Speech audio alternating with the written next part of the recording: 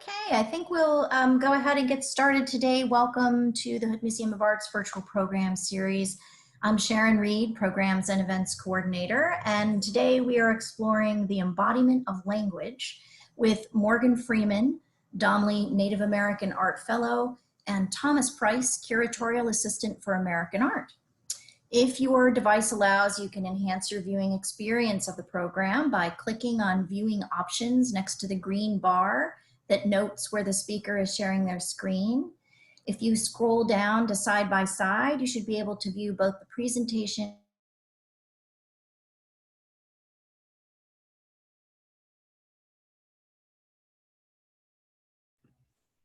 Did we lose Sharon?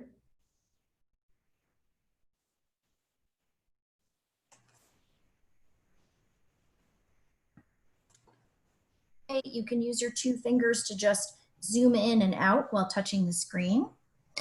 The conversation is being recorded and will be available for viewing on YouTube in the near future. The program will run approximately 1 hour, and there will be time for questions from you near the end, as well as during the program, which we will announce. So please enter your questions at any time during the program into the Q&A box on your screen, and we'll do our best to respond to as many as we can. We are looking forward to speaking with you today, and now I'd like to turn it over to my colleagues, Morgan and Tom. Thank you, Sharon. I'd like to begin this event today with a land acknowledgement. The Hood Museum of Art at Dartmouth is situated upon the ancestral and unceded lands of the Abenaki peoples. This acknowledgement reminds us of the significance of place, the continued existence of Indigenous peoples, and the museum and Dartmouth's commitment to building respectful relationships with those who call these lands home today.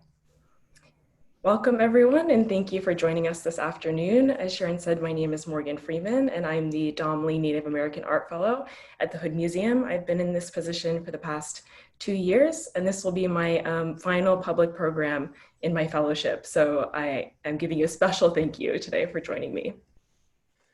And hello, my name is Tom Price. I'm the Curatorial Assistant for American Art, and like Morgan, I've also been here for 2 years. We wanted to start off today's talk with 2 quotes from Martin Luther King Jr. The first is from his letter from a Birmingham jail written in April 1963.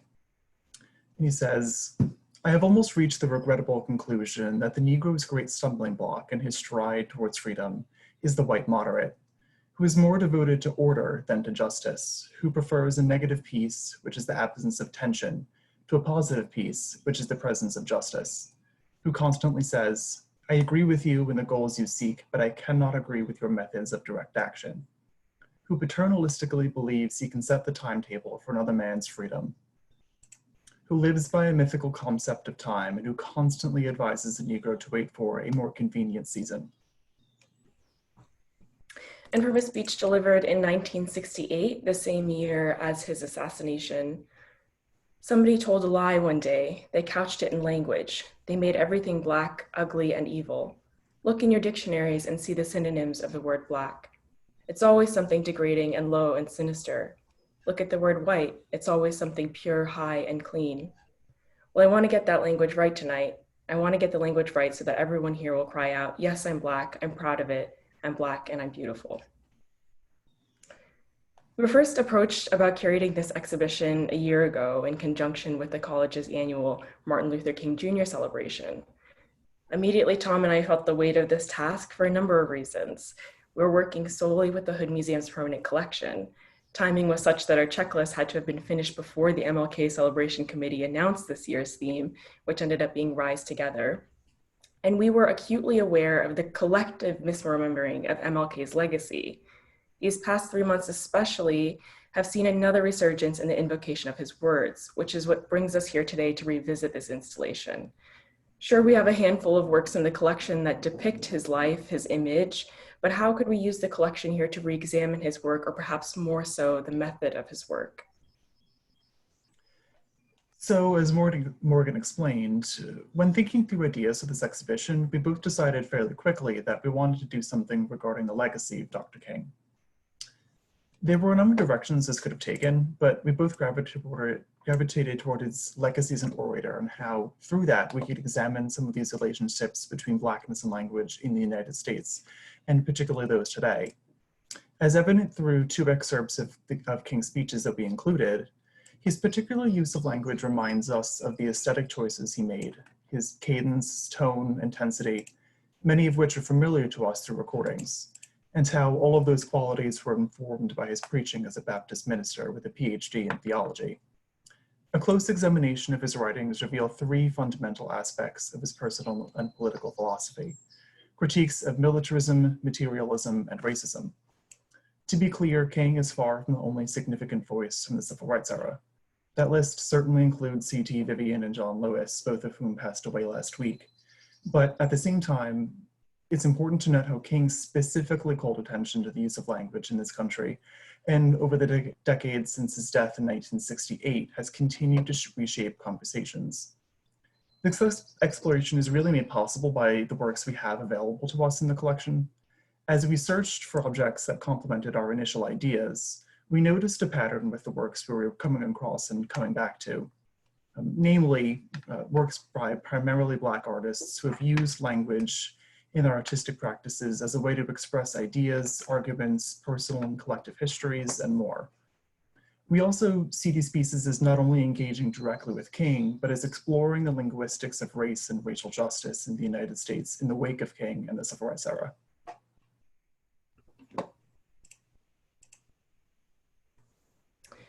This photograph was taken at King's funeral procession just 4 days after his assassination. Harry Benson is the photographer and the only non-Black artist included in this show. But let's shift our perspective here to think of those marching as the creators and recognize the labor of not only printing, but designing the placards that we see here. If you know the story of MLK's assassination, then you know that he was in Memphis on the basis of marching in support of the strike for fair compensation and workplace safety for the sanitation workers of the city, the majority of which were Black at the time. Coretta Scott King and her children led this march as a part of their husband and father's funeral procession, again, just 4 days after his death. In continuation with her own activism, Coretta Scott King played a central role in establishing Martin Luther King Jr. Day as a federal holiday. As an exercise in centering ourselves in place as we began this exhibition, this event today, let us acknowledge that the state of New Hampshire became the last state to recognize MLK Day by name in the year 2000, 17 years after the nation first did in the year 1983. The holiday had up until that point been recognized as Civil Rights Day within the state, notably passive language that is an indication of the discord felt by many, and explicitly naming this man as somebody whose convictions aligned with the country's. Reading these placards, all printed in the same typography, it's difficult to separate them. Union Justice Now, Honor King, End Racism, I Am a Man. Strategic organization is made visible in the dialogue these words have with each other. To end racism is to recognize humanity, of course, but also to achieve labor justice is to end racism, is to honor King. That insistence on interconnectedness feels especially poignant to return to now. For example, the end of police brutality cannot be separated from the end of housing discrimination, the end of food insecurity, etc. Turning to look more closely now at just one of the signs, I am a man, is arguably one of the most memorable declarations of the Civil Rights era. Aside from this context, does anyone recognize these words? And I'm going to take a few moments to invite you to respond in the chat if you recognize this phrase.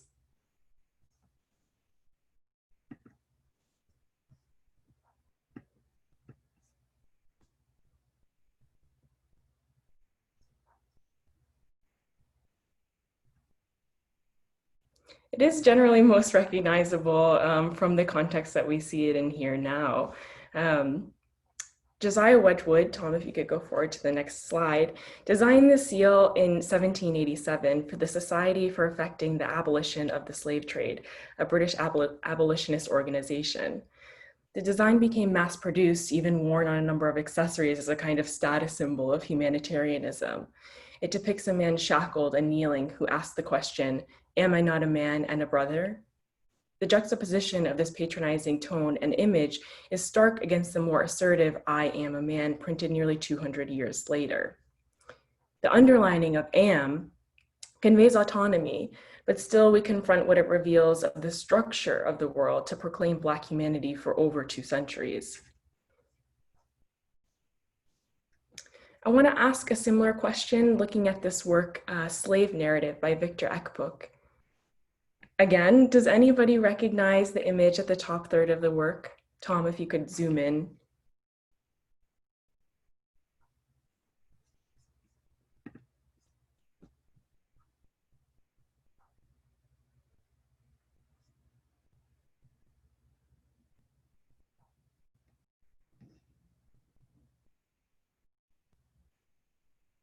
Someone says, is that a ship? It is a ship. I'm going to wait just one more moment.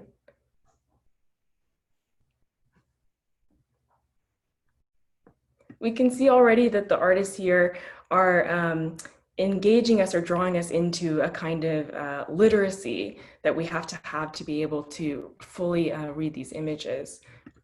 Do we have another? Blood on the bottom of the ship, somebody says. John Stomberg says, yeah. Okay. I'm not going to linger on it long, but similar to Wedgwood's seal, the Brooke slave ship seen here was also circulated in British abolitionist circles around the same time, including by the very same Society for Effecting the Abolition of Slave Trade mentioned earlier. This cross-section diagram was shared with the intention of communicating the unique horrors of the transatlantic slave trade and what it means to render humans as cargo. It's still used for that purpose today. Victor Book, a Nigerian artist now based in DC, attended art school during a time in which students were encouraged to incorporate Nigerian visual and cultural traditions into their work. Nsibidi is a writing system that was developed in the Cross River region of what is present-day southeastern Nigeria and southwestern Cameroon. Belonging to a number of ethnic groups, Nsibidi is conceptual in its design, with the ability to facilitate language or communication across languages. Excuse me. Book was and continues to be deeply influenced by this ideographic form and has embodied this writing in a way that's entirely his own. The concepts of his work are planned ahead of time, but once he begins, he describes his method of mark making as flowing through him. Looking at this work, we need to let go of the urge to make phonetic meaning out of what we see here and avoid prescribing a definition to each symbol on this paper. In a similar vein, we must also let go of the need to feel entitled to knowing the meaning of each symbol for certain and practice an acceptance that not all knowledge is for everyone to have. Moving our eyes to the bottom 2/3 of the work, how do we read the figures floating amongst the black space and Book script? I'm going to continue, but please feel free to share your responses to this work in the chat. With the context of the Brooke slave ship reference above, we can understand these figures as possible passengers of a ship, perhaps quite literally we're viewing them as underwater. Perhaps we're looking at them as a very concrete historical reference to those who jumped overboard of their own volition, and a large emphasis on the scare quotes here around own volition. Or perhaps those who were intentionally drowned. One instance of this is the Zong massacre of 1781, in which more than 130 enslaved people were thrown overboard to claim insurance losses. Yes, we have a few people who have said, Sue Achenbach said slaves overboard, drowning, but power with someone says. I also want to view these figures together with what surrounds them. We can read this as a kind of memorial, an intensely emotional meditation on loss. Death is accompanied by loss of language, the loss of culture. In this way, the Brooks moves beyond a didactic tool and can no longer be digested as a condensed summation of trauma. Instead, its impact becomes exponential in the narrative beneath its surface. While considering Book's practice of allowing mark making to take over in the process, we can arrive at a viewing of this work as a complete embodiment of language.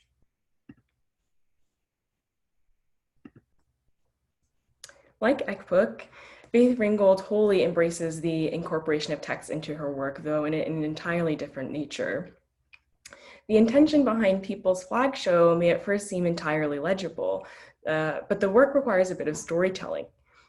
In 1966, Stephen Raddick of Stephen Raddick Gallery was charged and convicted with casting contempt over the American flag for representing the work of artist Mark Morell, who included the flag in his work opposing the Vietnam War, which, it should be noted, MLK vehemently opposed. The conviction was eventually overturned in 1974, but the arduous legal battle which threatened freedom of speech ignited a fire within the art world, especially in New York City, where the gallery was based. Ringgold, together with fellow artists Jean Toch and John Hendricks, co-organized the People's Flag Show at Judson Memorial Church in Greenwich Village to protest such criminalization, and invited others to submit works that invoked the symbol. The three were charged with desecration of the flag as well, and the exhibition was subsequently shut down. Ringgold's poster, mass-produced as an offset lithograph, in no way diverged from the show's theme, as you can see. Mimicking the structure of the United States flag against a searing red background, it reads, "The American people are the only people who can interpret the American flag. A flag which does not belong to the people to do so as they see fit should be burned and forgotten. Artists, workers, students, women, third world peoples, you are oppressed. What does the flag mean to you? Join the people's answer to the repressive US government and state laws restricting our use and display of the flag." The text isn't easily legible. It's squished together and delivers so much information that it reads as almost out of breath. Early on in American schooling, children are taught to understand the flag to hold a very specific meaning. I'm sure most of us know that. The 13 stripes representing the 13 colonies, 13 original colonies, and the 50 stars representing the 50 states. The understanding is that together these components make the country what it is. For Ringgold to impose the statement onto the flag's design is to suggest that this indictment of the United States is what is woven into the fabric of the country. Here, she renders the nation inseparable from targeted oppression. And Tom, if you could go forward. Here is an example of another flyer that would have been handed out to encourage participation in the People's Flag Show in 1970. If you could zoom into the very bottom of this work, the closing statement, "Your voice is the sole defense against repression," I think aligns extremely well with Ringgold's entire career, and you can hear her voice there.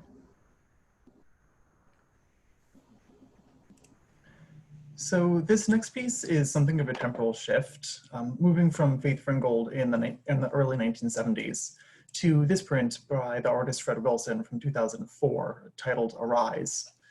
Fred Wilson's work is composed of what resemble accumulated droplets of ink, as if they dripped and splashed over the paper before beginning to soak in. Emanating from those are cartoon-like speech bubbles. In lieu of being able to closely look at the work in person, I want to read some of these quotes out loud, since they're vital to understanding it. None of them have their sources listed here, but I want to know if anyone recognizes them. And if you do, I would encourage you to type your answers into the Q&A box. So they include, "I fear your sparkling darkness. Goodness, how dark it is. You lie, devil, you lie. Arise, black vengeance from hollow hell. Haul ass, the black man is on the march. I hate you for filling my eyes with sweetness. Come, if we must die, let us meet death the noblest way. And the tragedy will lie in the color black."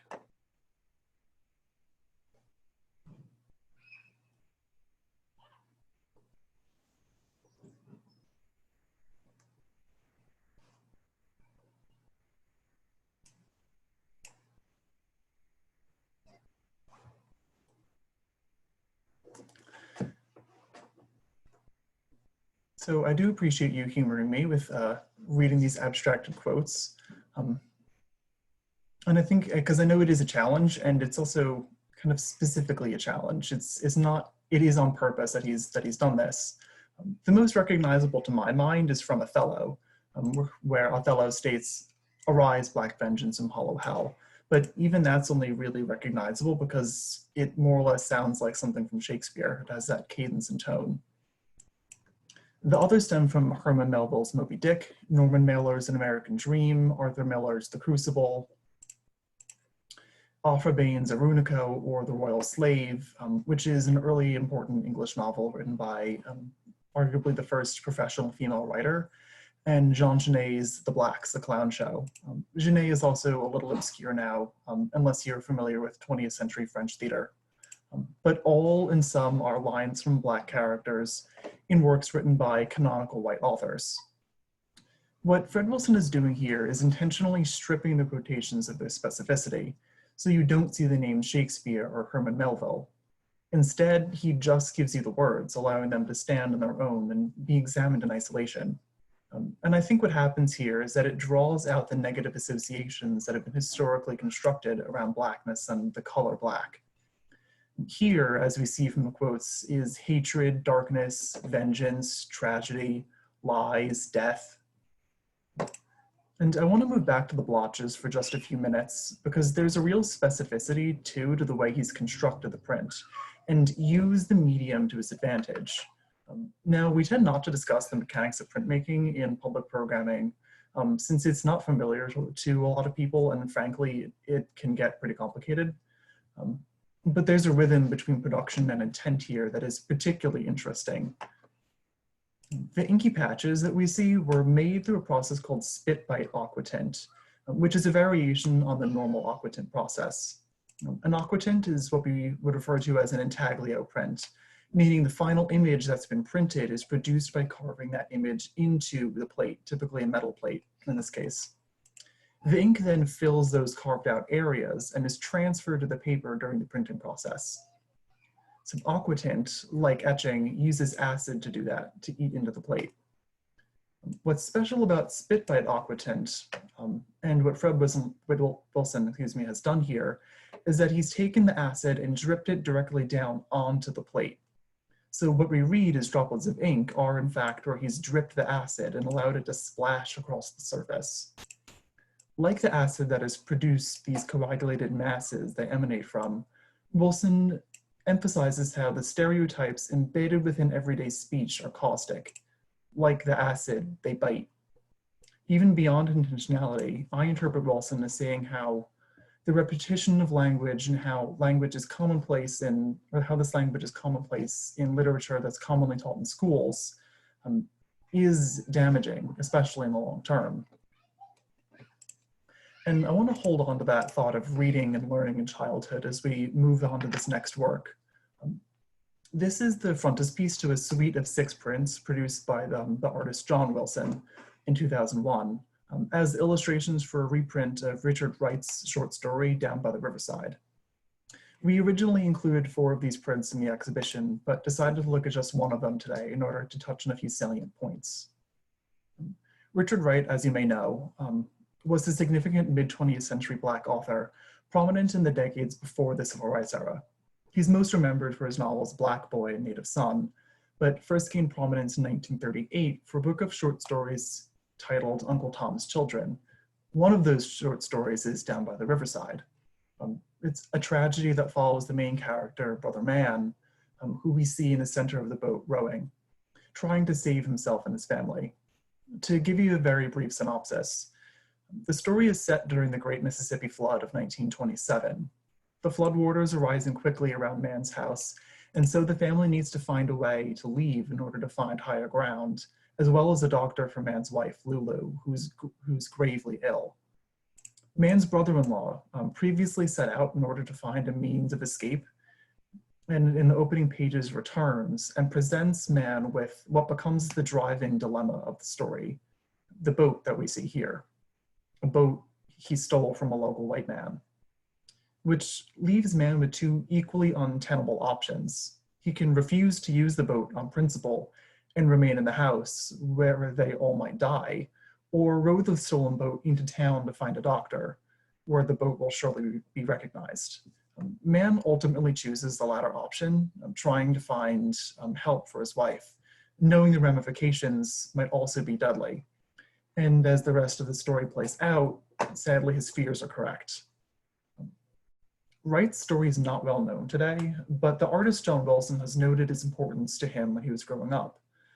He would have been in his mid-teens when the story was published. So it's likely that its unflinching examination of the struggles of Black life in America resonated with him. And it should be noted too that Richard Wright was one of the early authors who didn't just write about Black life, but also did so in this way. It was not toned down for specific audiences. Decades later, John Wilson was given the chance to revisit the work and narrate the text through the medium of illustration. Here, he's able to recreate the world that he imagined when he was younger. With this visual language, John Wilson was able to convey the dark mood of the story and the pervasive sense of injustice it is structured around through the murky tonalities seen here. The characters are enshrouded in darkness, but he's provided just enough ambient light to read the expressions on their bodies and faces. In Wright's story, racism runs so deep that it takes root in the land, so that everything, even the earth and rain in the story, seems structured against Black life.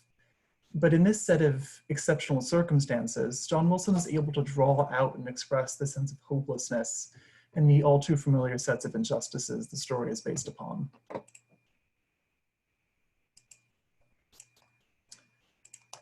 Like Fred Wilson, whose work we spoke about a few minutes ago, Glenn Ligon scrutinizes the structure and play of language in this print from 1995, titled White Number 1. Like many of the artists here, Ligon has used text throughout his career, often playing with syntax and repetition, legibility, in order to explore Black life and history in the US. In this particular work, you can see words and word fragments running horizontally across the paper, some of which are hard to read over the smears and spots of ink across the page. To create this work, Ligon borrowed from the English scholar and critic Richard Dyer, a professor emeritus of film studies at King's College London, directly reproducing a discrete portion of his 1988 essay, which is also titled White. Now, I've marked out the relevant excerpt of the essay here to show you exactly what I mean by that. Essentially, the print looks almost exactly like what it is, a block of text that has been cut out of a larger paragraph, which we can see here, so that neither ends of the lines are visible. Dyer has written about this subject a number of times since he published this essay in 1988, including a subsequent book of 1997, which of course bears the same name, White. In them, he argues that whiteness as a racial category is defined by a sense of absence. Whiteness functions as the norm in society, and as an end result of that, whiteness effaces itself. It is allowed to never really be seen, which reduces its overall visibility as a category. Dyer argues that in contrast, other racial categories, such as Blackness, become hyper-visible and are reduced to monolithic meaning. To quote directly from the paragraph that Ligon's reproducing here, the subject, whiteness, seems to fall apart in your hands as soon as you begin. Any instance of white representation is always immediately something more specific. The film Brief Encounter is not about white people, it is about English middle-class people. The Godfather is not about white people, it's about Italian-American people.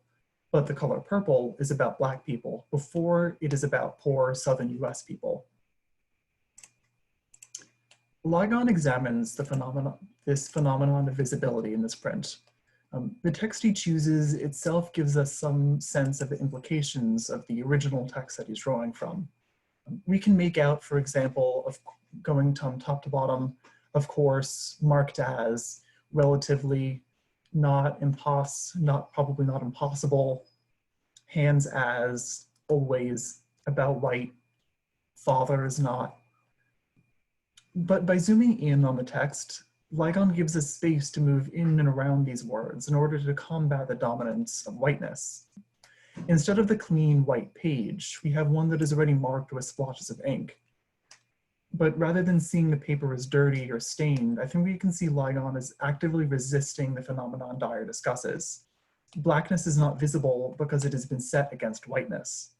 Instead, we have letters and words that are sometimes challenging to read, but Blackness in this way is given a depth and complexity that it is often denied.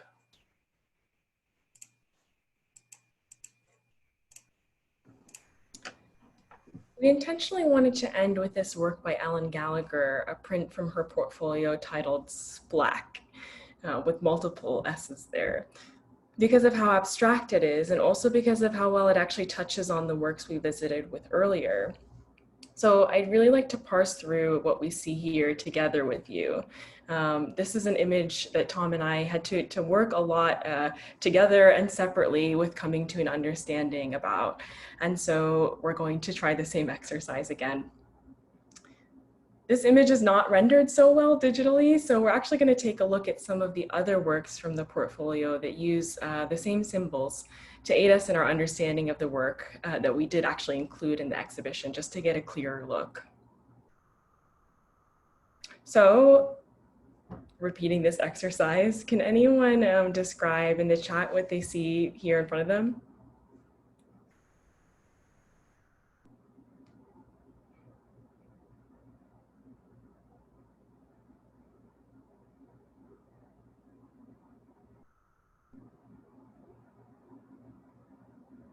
Tom, perhaps if you could zoom in on the image.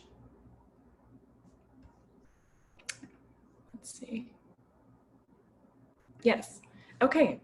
So I think that this worked very well because people definitely had to sit with this a bit more in person in the gallery, especially because you're at a greater distance. So this is fantastic. We have people writing lips in school line paper, cartoon versions of quote unquote black lips, lips, elementary school writing paper, and roads, lips, hot dogs, eyeballs, black caricature. So thank you all for those responses. I think the most memorable one that we've continued to get is hot dog buns. Someone else says eyes and sad cartoon lips. Yeah, they all are all frowning. Frowns and eyes between dashed lines used to teach handwriting. Fantastic. So the eyes are usually easy to pick out, and what, as I said, is not as obvious to people at first are the lips, an aesthetic staple of American minstrelsy, where this feature is most recognizably portrayed in a cartoonish red. The penmanship paper to the left immediately takes me back to the intensive process of learning how to write in my early childhood. I actually don't think I've ever seen this paper since until encountering this portfolio. Reading all of these components together, what is she getting at? And Tom, I wonder if you could go back to the previous slide and zoom in at the top of the work so we can see specifically what these features are doing here. Apologies if it's not the easiest to make out, but now you can take with you what you saw in the previous slide to this image. In this untitled work, disembodied eyes and lips spill off of lines of penmanship paper. Gallagher continues to build on a lexicon of exaggerated features appropriated from the tradition of minstrelsy, a theatrical practice beginning in the 19th century, the caricatured Blackness. Actors in these performances, both black and white, relied heavily on the use of blackface while speaking and singing songs in warped African-American vernacular English. In her own words, Gallagher describes the performing of minstrelsy as an embodiment of language, which we found so layered and resonant with the themes presented here that it became the titular phrase for the show. Many songs from this era are now seemingly pacified in their lyrics and continue to exist in American popular culture today, such as I've Been Working on the Railroad, popular childhood song. It shouldn't be understated just how popular minstrel theater was at its height, making its remnants really easy to find today. You don't have to look hard. Just this summer, we've seen many organizations reckon with this. Disney has announced its parks will no longer contain any references to its 1946 film Song of the South. The pancake brand Aunt Jemima, an early minstrel character herself, will be renamed. These household examples demonstrate the omnipresent ways that racism is taught, learned, and practiced, with childhood being no exception. Gallagher simplifies these forms in a way that both carries the legacy of this racial distortion and borrows from the reductionist nature of playing minstrel. These features in the work take on a life of their own, mimicking how minstrelsy is unconcerned with realism and instead spirals into its own racist fiction. I really like to think about this work together with the, with both Wilsons, the Fred Wilson and the John Wilson, as well as the Ligon. And think about when you encounter racism, what environment that happens in first. For who is it playful? For who is it fun?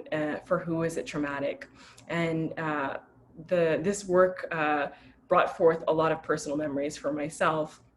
And this is the conclusion that we kind of got to after a lot of discussion.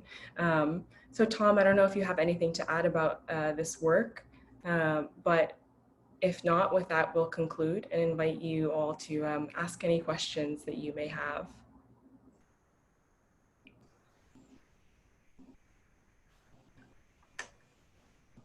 As we wait for some questions, I think it's also interesting to note here, and you got at this, Morgan, but how specifically she's taken the penmanship paper in this print, and it's and this is the final print in the series, we should say. So each of the subsequent prints kind of lead up to this Yeah, one. it all kind of culminates in here. Yeah, and how the it's penmanship extremely paper large. It is actually, yeah, it's like 30 inches tall or more.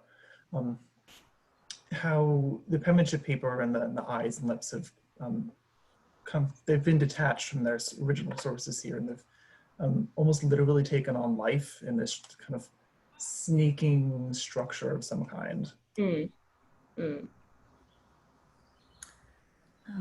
you have a question that I could pose to both of you? There are a number of instances in the exhibition, especially in the Fred Wilson, where canonical literary works are referenced. How does our understanding of them change when we revisit them in this context? I don't know. I can start that off. I think that we should think, yes, the very explicit references within the Fred Wilson. I don't know, Tom, if you want to go back to that while we're talking about this. I want to think about those references together with the work that we just ended on, the Ellen Gallagher.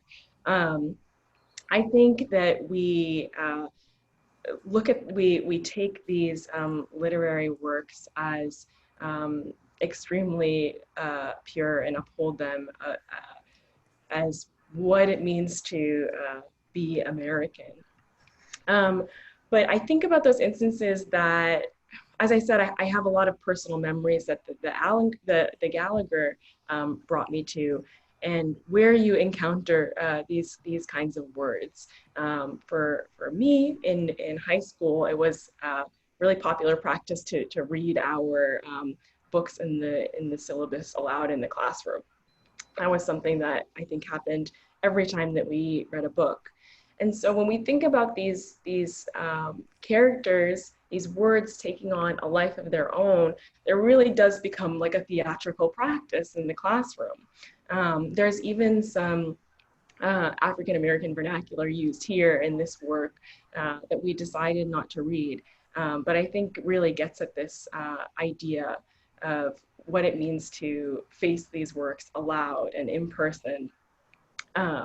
For me, that brings the memory of the character Jim in the story, the Huckleberry Finn stories, which I remember I absolutely loathed. And those times reading his character aloud in the classroom were awful. And that's exactly what the Gallagher brought up for me.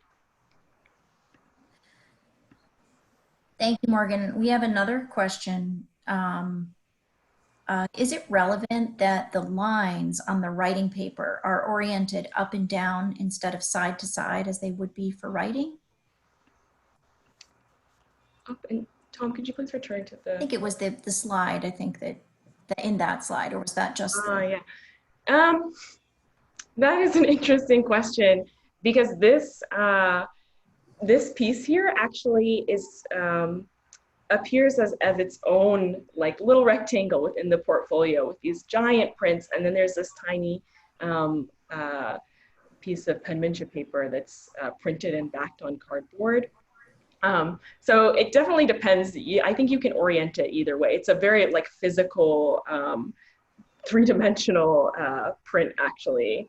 I'm not sure, Tom. Yeah, I think that's a good point. And just noting that it's not to scale here because, as Morgan said, it's actually quite small. So I think there's a practical way in which you could read that, given its size, since it's only 1.5 inches or 2 inches tall. If you were to orient them horizontally on that, you wouldn't actually get, you would get like maybe a row and a half in. Yeah. But I think you could read it definitely as being skewed in some way, as being kind of other than what you normally associate penmanship paper with being. Great. Another question from our audience. From your perspective, does political art have to be more blatant to be successful? How does it work when it is so subtle?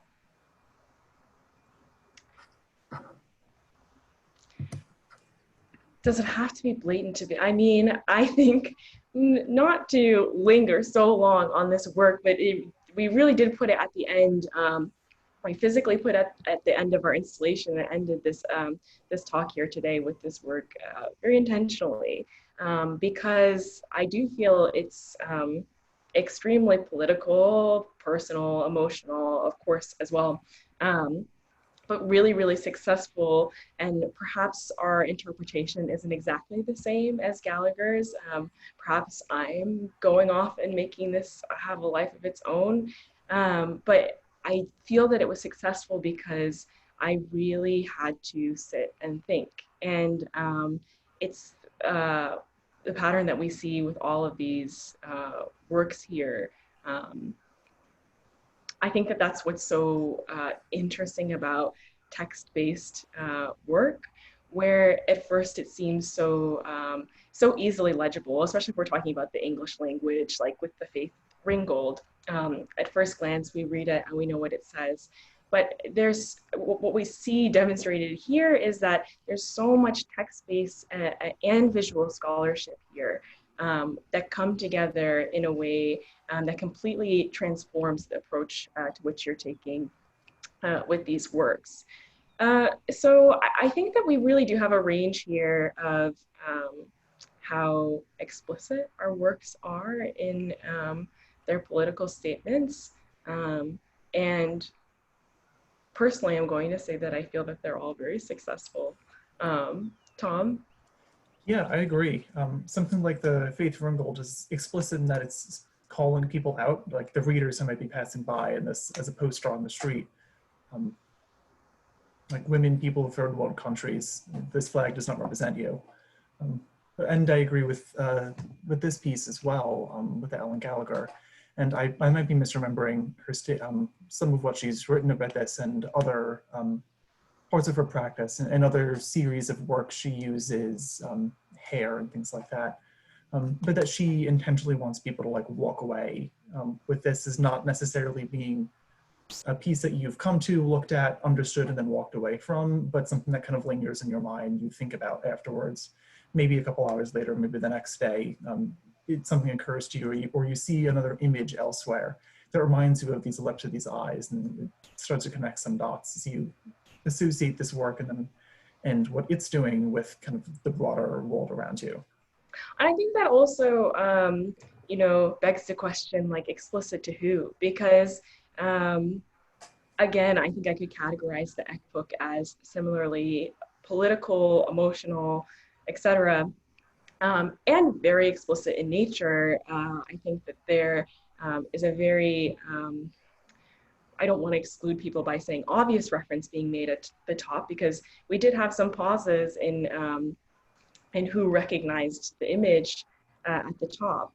But I think that there's something to be said about political work being legible to some and not to others. And to let that be what it is, and take that as another, take that legibility or illegibility as another way to understand the success of the work. Does being illegible mean that it's unsuccessful? I don't think so. Now, this exhibition was on view at an earlier time, and the two of you gave an in-person gallery talk. As you revisited the exhibition for this program, can you talk a little bit about your experiences in light of current events and how that's impacted today's program? So this is exactly, you know, to be frank, it is why we decided to revisit this show. We thought that the work that we did here was very poignant to the discussions we were having with our colleagues, with our families, etc. And it was kind of unavoidable to revisit this. And I think I just kept thinking about it when, honestly, just being on social media and seeing so many people call the words of the Reverend Martin Luther King.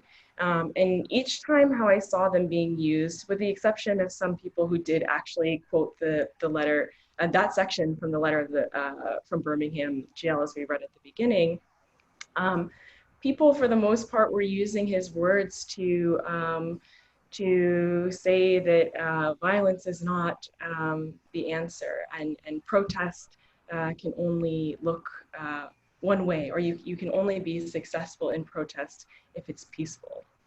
And of course that was very, very difficult for me to read, and had us thinking a lot about exactly what we were getting at with how MLK's memory is warped in a lot of ways and used as a tool to justify things that we don't necessarily want to confront.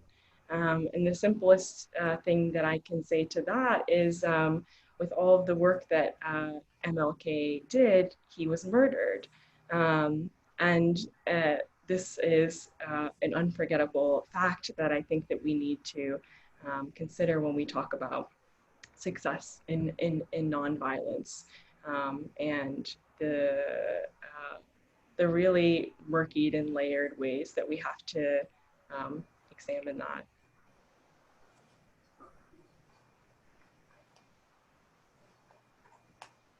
Yeah, I mean, I would just agree with all that generally. And then in specific works too, I think there was a way in which reading them was a little different over kind of the change in course of the past couple months. Particularly astute viewers might have noticed when I was talking about the, talking about the Fred Wilson, that there were a couple of quotes I decided not to read specifically. One of those being at the top, which is a quote from the Herman Melville, which I didn't read. It's pretty obscure unless you're really, really familiar with Moby Dick. But the character Fleece, who is the cook on the ship, says, "Fellow critters, I was ordered here to say, stop that damn noise there." And like the Ellen Gallagher is alluding to, is written in this fake African-American vernacular. And granted, I just decided to read it now, but there's a way in which speaking about that and like reading that line in particular feels unnecessary and bordering potentially on an act of like perpetuating a form of violence that doesn't need to be stated. There's a difference, I think, between reading that in as a quote in a work of art on the wall, especially as one done by a Black man, versus like me reading that in a public discussion today. Mm-hmm. And I think also that is to say that there is always more close reading that can be done. And that's really how we got at how we want to enter into speaking about MLK's legacy, is encouraging a close reading of his body of work, which is so widely available to us to discover and rediscover. In light of recent events, it was kind of just a reminder that there is always more work to be done, and that can simply look like close reading, which I think all of the artists here are doing so well, practicing active close reading textually and visually. And that brings me to a final question today that will follow on the heels of that. How do you see these or some of these works in dialogue with each other, and where they might connect, diverge, or relate in another way to one another? I think that John Wilson was really the outlier in when we started to put together this exhibition.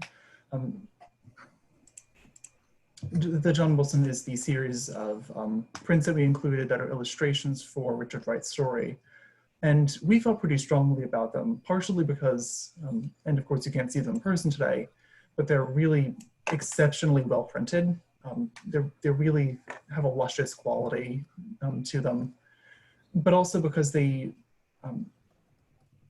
have this tonality that I spoke a little bit about that really captures the sentiment of Richard Wright's story, and the remainder of which I didn't give you a synopsis of, but basically it's rather unceasingly tragic. Lulu, Man's wife, dies about halfway through the story, and Brother Man, the main character, dies in the end of the story as well. Though his son and I believe it's his mother, they do live, so not everyone dies, but the majority of the main characters do pass away. But we wanted to explore illustration as a form of storytelling and as a form of language. And that felt pretty important to us, but that's not necessarily obvious to a lot of people, and it's arguably a little bit contentious since all the other works in the show explicitly deal with written texts in other ways. Yeah, I think we were hesitant at first to include this portfolio, but then along the way, some really beautiful connections happened with the Fred Wilson and the Ellen Gallagher, and talking about encounters with literature, at what age, what resonates. And I'd say, just thinking now that with the ACK Book as well, and that conversation with water and kind of being in the wake. Yes. Yeah, exactly. We did talk a lot about that, and actually I forgot about that connection that we made. So thanks for bringing it back up again. Well, I think that brings us around to time today, and I just wanted to say a big thank you to you, Tom and Morgan, for all of your time, your insights, your hard work on this, and bringing us into the conversation with you. We wish you both the very best as you move to your next chapters, and I know we'll be both seeing and hearing a lot about both of you in the future, so we look forward to that. And thank you all for joining us today. Please take a moment to complete the survey, which will go out in tomorrow's follow-up email. To find out more about upcoming events, please visit the Hood Museum of Art's website. We wish you all well and have a good afternoon. Thank you. Thank you. Thank you.